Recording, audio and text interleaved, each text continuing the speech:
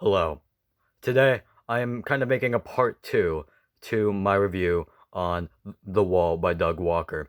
The worst part of the review isn't the low budget, which it obviously has, the awful sound design, which again it has.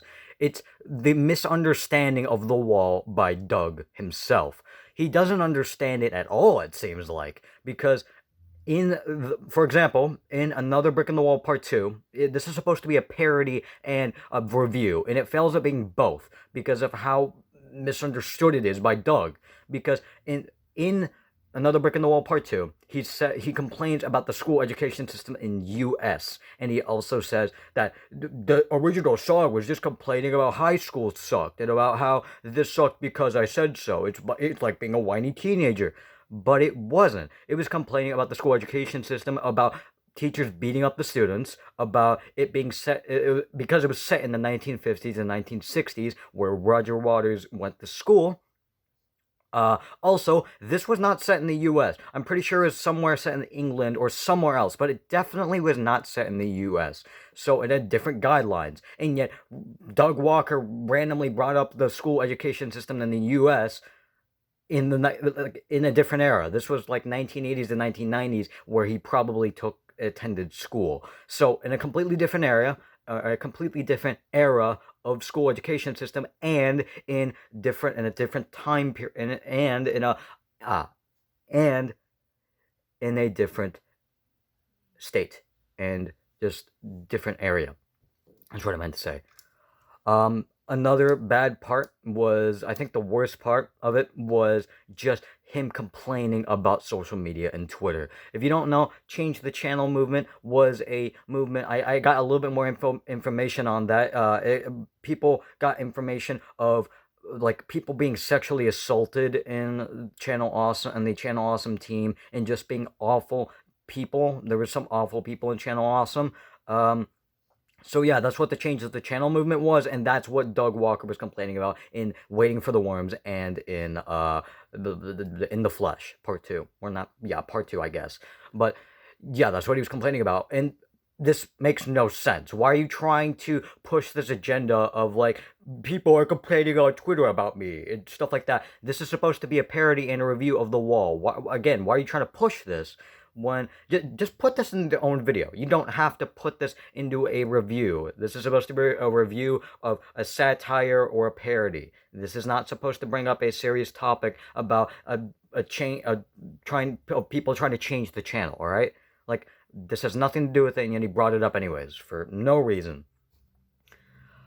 It seemed like he doesn't get The Wall at all and what it was. I'm not. I love the Wall album. It's really good. I listen to it almost every day because of how good it is. It deals with heavy topics like war, getting cheated on, and shit like that. Just really bad stuff, and isolating yourself from the rest of the world. That's what it's basically the basic synopsis of it.